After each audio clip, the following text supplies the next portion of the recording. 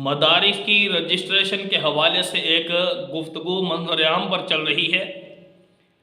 تو میرے بھائی، بعض علماء اس بات کے قائل ہیں کہ مدارس کو وزارت تعلیم کے حوالے کیا جائے اور ان کے ماتحتی میں چلایا جائے، لیکن جبکہ اکثریت علماء کی یہ بات سامنے رکھ رہی ہے کہ مدارس ایسے نہیں، جیسے چل رہے تھے اسی طرح چلنے دیے جائیں۔ سول سوسائٹی ایکٹ کے تحت مدارس کو چلانا چاہیے۔ اب اس حوالے سے یاد رکھیں، ایک بات میں ابتدا میں عرض کر دوں کہ آج تک جب سے ملک پاکستان بنا ہے اس وقت سے مدارس کا نظام سول سوسائٹی ایکٹ کے تحت چل رہا ہے۔ اس میں ہر مدرسہ خود مختار ہے۔ مدارس کا نظام خود مختار سے مراد یہ ہے کہ ہم ان چیزوں کو سمجھیں۔ مدارس میں اپنا ایک نظام تعلیم ہے، اپنا نصاب تعلیم ہے۔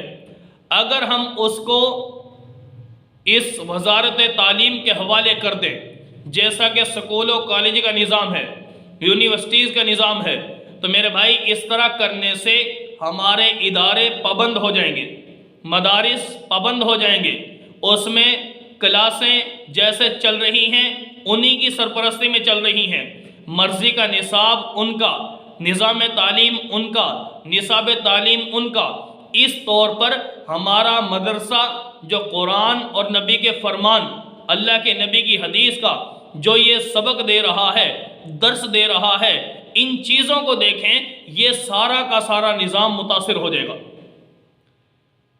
اور رہی بات فائدہ ان علماء کو، ان لوگوں کو، اس عوام کو یہ نظر آ رہا ہے کہ اس طرح وزارت تعلیم کے حوالے کرنے سے کیا ہوگا؟ یہ ہوگا کہ ہماری سند مضبوط ہو جائے گی۔ ٹھیک ہے، مدرسوں کو ان چیزوں کو دیکھا جائے کہ مدرسوں کو وہ مراعات ملنا شروع ہو جائیں گی جو کہ سکول و کالج کے اندر مل رہی ہیں۔ مجھے بتاؤ کون سی مراعات ہیں؟ وہ نظام تعلیم، وہ نصاب تعلیم تو آ رہا ہے، لیکن اخراجات کا کوئی معاملہ حل نہیں کیا جا رہا ہے۔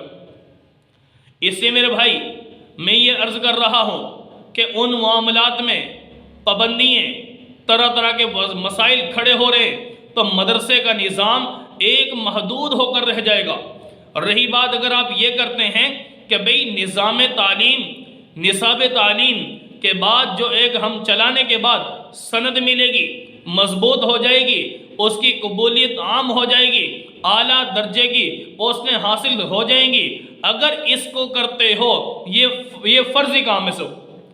کتنے یونیورسٹی سے فارغ ہونے والے اپنے عجیب معاملات کا شکار ہو چکے ہیں، وہ ان کے پاس ڈاکومنٹس مکمل ہیں، ٹھیک ہے، اسناد مکمل ہیں، نظام تعلیم انہوں نے اس کے مطابق گویا اپنی پڑھائی کو چلایا، جس کی بدولت وہ افراد بھی آج ان اپنے عہدوں پر جانے کے اہل نہیں رہ گیا، ان کو وہ نوکری نہیں مل رہی، ملازمتوں کے لیے ترس رہے ہیں۔